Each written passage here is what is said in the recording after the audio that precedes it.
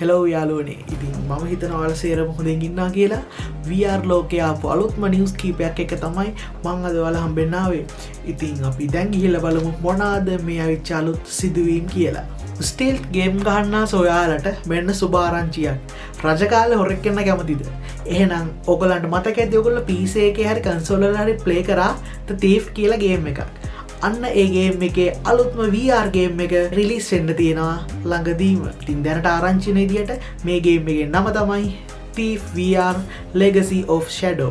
1998 න් පටන් ගත්ත මේ Thief ගේම් ෆ්‍රැන්චයිස් එකේ අලුත්ම ගේම් එක තමයි මේ විදියට මේ VR වල රිලීස් වෙන්න යන්නේ. මේ ගේම් එක Quest PSVR 2 Steam වලට තමයි මේ අවුරුද්දේ රිලීස් වෙනවා කියලා ආරංචිය තියෙන්නේ. ඒ වගේම ඔයාලා දන්න Metro Awakening, Sunshine Arizona වගේ games develop කරපු developers ලවන Maze Theory, Vertigo Games වගේ companies එකතු වෙලා තමයි මේ game එක develop කරලා ඔයාලට අරන් එන්නේ. ඉතින් මේ game එකේ විශේෂයක් තමයි මේ game එකේ තියෙන alley, gardens, කැඩිච්ච වහලවල්, buildings වලින් ගිහිල්ලා තමයි අපිට මේ game එක ලස්සනට play කරන්න තියෙන්නේ.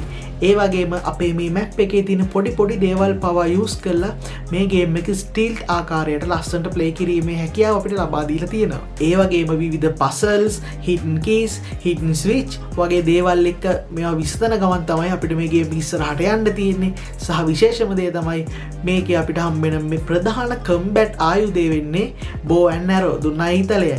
ඉතින් stealth game genre එකට ආස players ලට VR ලෝකෙට set වෙලා play කරන සුපිරිම ගේමක් තමයි මේ අවුරුද්දේ රිලීස් වෙන්න තියෙන Thief VR Legacy of Shadow game එක.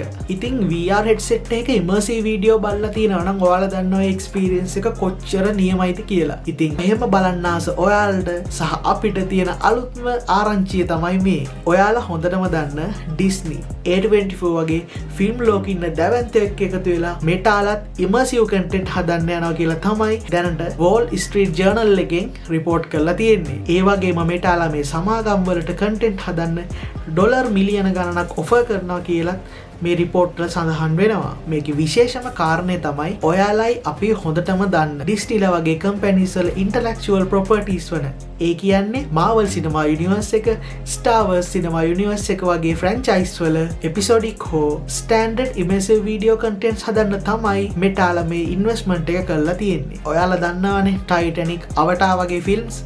ඉතින් ඒ වගේ ඩිරෙක්ට් කරපු ජේම්ස් කැමරන් පවා මේ වෙද්දි මෙටාලත් එක්ක එකතු වෙලා මේ ඉමර්සිව් වීඩියෝ කන්ටෙන්ට් හදන්න සහයෝගය දෙන බවත් මේ රිපෝට් වල සඳහන් වෙලා තියෙනවා. ඒ වගේම මෙටාලට ටිකක් පරක් වුණාට දැනටමත් Apple Vision Pro කියන headset එකට නම් immersive videos ගොඩක් රිලීස් වෙලා තියෙනවා. ඔයාලා දන්න ගායකෙක් වන The Weeknd, The Concert of Ray, The Metallica concert වගේ දේවල් පවා රිලීස් වෙන සූදානමින් තමයි Apple Vision ළඟ තියෙන්නේ. ඒ වගේම පසුගිය සතියේ Apple Vision Pro සඳහා පැයයි විනාඩි 26ක් දිග immersive වීඩියෝ එකක් Bono Story of Surrender නමින් රිලීස් වුණා.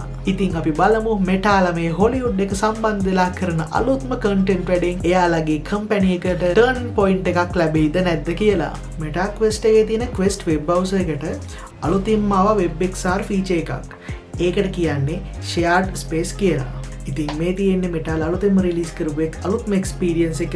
ඔයාලටත් පුළුවන් ඔයාලගේ හෙඩ්සෙට් එකේ තියෙන WebXR එක හරහා ගිහිල්ලා මේ share space experience කරලා බලන්න. ඒ කියන්නේ ඔයාලා ඉන්න room එකේ හරි ඔයාලා ඉන්න එකම space එකක හරි headset දෙකක් තියෙනවා නම් ඒ දෙක එකට sync කරලා ඔයාලා ඉන්න space එක දෙන්න අතර share කරගන්න. තාම මේක ටෙස්ටිං මට්ටමේ තියෙන හින්දා දැනට මේක කනෙක්ට් කරගන්න නම් ඔයාලට hand touch එකක් හරි controllers වලින් touch එකක් හරි දෙන්න වෙනවා.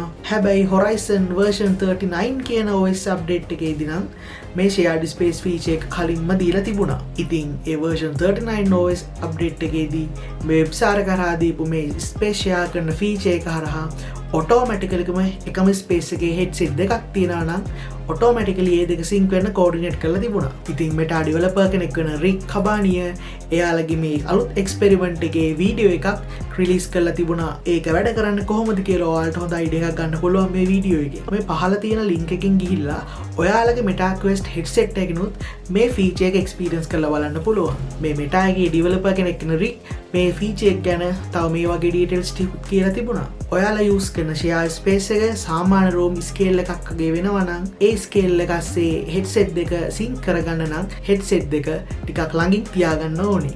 තප්පර කීපයක් ඇතුළත එතකොට හෙඩ්සෙට් දෙක සින්ක් වෙනවා.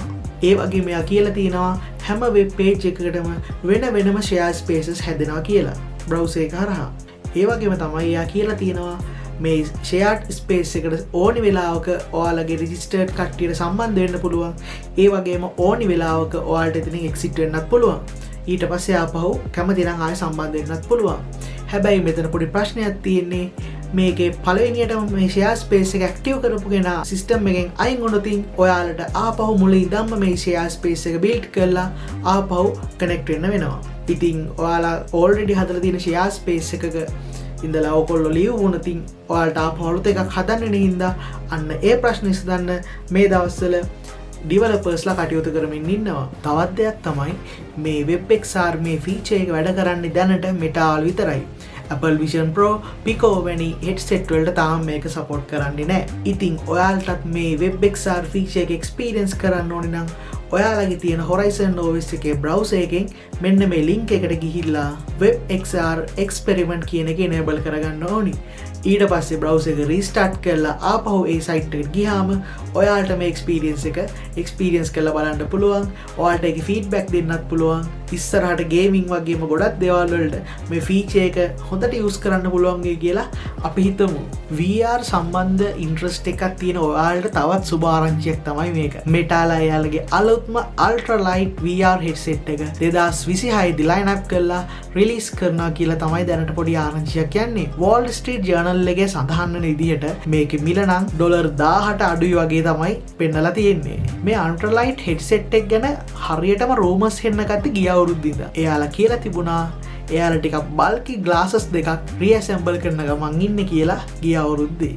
ඒ වගේම ග්‍රෑම් 110ක බරකින් යුක්ත මේ ගැජට් එක Puffin කියන කෝඩ් නේම් එකෙන් තමයි එයාලා ඩෙවලොප් කරගෙන ආවේ. ඒ වගේම Meta Quest 3 3S වල නැති ෆීචර් එකක් වෙන eye tracking මේ අලුත් device එකට තියෙනවා කියලා gaze and pinch ක්‍රමයට තමයි data input කරන්න මේ report වල වාර්තා කරලා තිබුණා. ඉතින් මේ විස්තර ටික Meta Connect event එකෙන් පස්සේ Meta වල CTO කෙනෙක් වන Andrew Bosworth විසින් confirm කරලා තිබුණා කියලා තමයි මේ report වල ලියලා තියෙන්නේ. ඒ වගේම Wall Street Journal එකේ දින විස්තරයට අනුව ඊළඟ Meta Premium headset එක ටිකක් size එකෙන් විශාල කණ්ණාඩි දෙකක් හැඩයට තමයි හදලා තියෙනවා කියලා ආරංචි වෙන්නේ. එතකොට අපි දැන් තියෙන Meta වගේ ඔළුව පුරා වහගෙන යන්න ඕනේ. normal sunglasses use කරනවා වගේ use කරන්න පුළුවන්. හොඳ powerful headset එකක් තමයි අපිට ඊගාව release වෙන්න තියෙන කියලායි මේ report වල සඳහන් කරලා තියෙන්නේ. ඒ වගේම research and develop වල තියෙන මේ අලුත්ම gadget එක code name කරලා තියෙන්නේ Luma කියලා. හැබැයි Puffin කියන code name එකෙන් develop කරන gadget එක 2027 වගේ වෙනකන් කල් යන ආකාරයක් තමයි මේ report වලින් අපිට හිතා ගන්න පුළුවන් වෙන්නේ. 2026 වෙද්දි VR ලෝකේ වෙන අලුත් සිදුවීම් එක්ක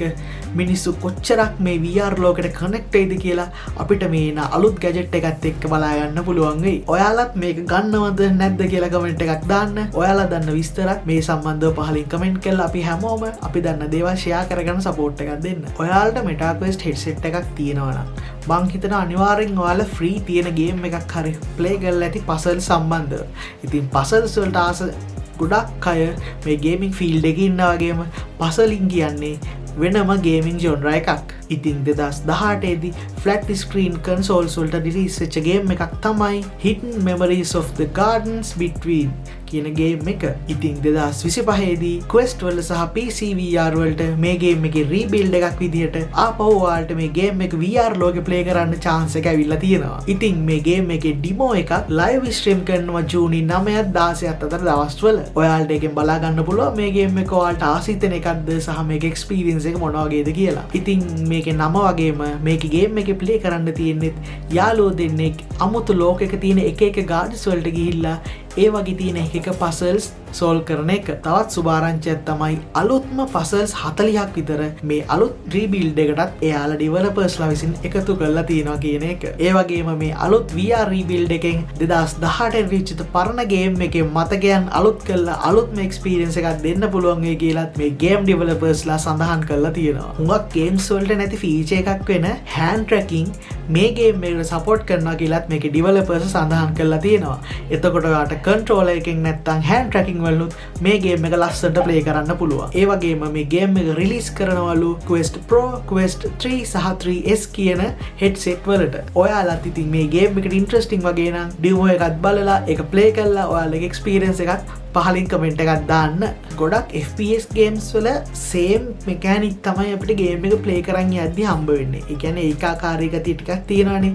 හැබැයි අලුතෙන් මෙටාලගේ එන්න තියෙන ගේම් එකක් තියෙනවා. ඒකෙදී ඔයාලට එන ලේව් සයිකල් ඇතුලේ එකින් එකට වෙන එක්ස්පීරියන්ස් තමයි මේක එක්ස්පීරියන්ස් විදියට ගන්න තියෙන්නේ.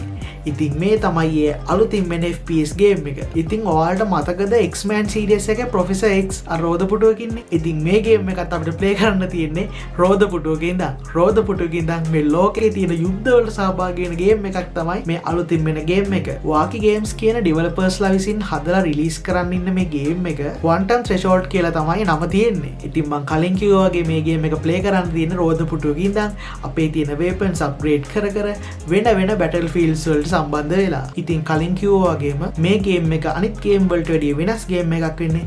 එකින් එකට වෙනස් experience ඉන battlefields වලට අපිට face කරන්න වෙන්න හින්දා. ඒ හම්බ වෙන හැම අවස්ථාවකම අපිට හම්බ වෙන loots, challenges, enemies ලාගේ දේවල් එකින් එකට වෙනස් ඒවා වෙනවා. ඒ වගේම තමයි අපි ඒ අදාළ battlefield වලට ගේම් එක play කරන්න use කරන strategies පවා අපි වෙනස් කරලා තමයි අදාළ missions play කරන්න වෙන්නේ. ඉතින් අනිත් games වල වගේම මේ ගේම් එකෙත් අපිට අපේ weapon එක අප්ඩේට් කරගන්න පුළුවන් වගේම අපේ ප්‍රධාන වාහනේ නැත්නම් අපි ගමන් කරන අපේ රෝද පුටුව වීල් චෙයාර් එකත් එක දේවල් වලින් අප්ඩේට් කරගෙන අපේ ටැලන්ට් එක වැඩි කරගන්න අවස්ථාව මේ ගේම් එක විසින් අපිට ලබා දීලා තියෙනවා. තවත් මේකේ නියම දෙයක් තමයි හන්ටර් කිලර් ඩ්‍රෝන්ස් වගේ ඒවා අපි උඩින් යද්දී ලේසර් බීම්ස් වලින් අපි ඔහොම ස්කෑන් කරද්දී නිකන් අර ජේම්ස් කැමරන්ගේ ෆිල්ම් එකක් ආපු ටර්මිනේටර් වගේ අමුතුම ෆීලින් එකක් තියෙන ලෝකෙක ඉන්නා වගේ ෆීල් එකක් තමයි මේ ගේම් එක ගහද්දී ඔයාලටත් ගන්න ලැබෙන්නේ. ඉතින් විෂුවලි හොඳ මට්ටමක තියෙන මේ ගේම් එක Meta Quest 3 3S සඳහා තමයි රිලීස් වෙනවා කියලා තියෙන්නේ. ඉතින් shooting FPS genre එකට අලුත්ම experience එකක් එකතු කරන මේ ගේම් එක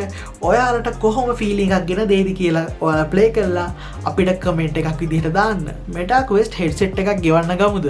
හැබැයි ලංකාවේ නම් තාම මේ chance එක දීලා නැහැ. ඉතින් US වලට Meta විසින් හඳුන්වලා දුන්න play now pay later කියන concept එක UK වලටත් රිලීස් කරලා තියෙනවා. ඉතින් මේ හරහා ඔයාලට පුළුවන් ගෙවීමේ ක්‍රමයට මේ Quest headset ලබා ගන්න. ඉතින් මේ සඳහා මෙටාලා UK වල තියෙන Swedish fintech firm Klarna සමග සම්බන්ධ වෙලා තමයි මේ finance පහසුකම ලබා දීලා තියෙන්නේ. ඉතින් මේකේ ගෙවීම් කාලය මාස 12 සිට මාස 24 දක්වා අපිට තෝරගැනීමේ හැකියාවත් මෙටාලා විසින් ලබා දීලා තියෙනවා. ඉතින් Quest 3S එක මාසෙකට පවුන් 30 බැගින් සහ Quest 3 එක මාසෙකට පවුන් 46 බැගින් ගෙවීමට ලබා ගන්න මේ finance පහසුකම හරහා පුළුවන්. ඉතින් ඔයාලා මේක ගෙවන්න ගන්න කාල සීමාව ඇතුළේ ඔයාලට හම්බ වෙනවා Horizon Plus game subscription එකක්. හැබැයි මේක වළංගු වෙන්නේ ඔයාලා මේක ගෙවීම කරන කාල සීමාවට පමණයි. හැබැයි US version වලට හම්බුන Warranty Plus සහ Batman Arkham Shadow කියන ගේම් එක UK වලට නම් හම්බ වෙන්නේ නැහැ කියලා තමයි අපිට මේ report වලින් හම්බ වෙන විස්තර වල තියෙන්නේ. ඒ වගේම ලංකාවේ experience කරලා තරින්න කැමති අයට නම්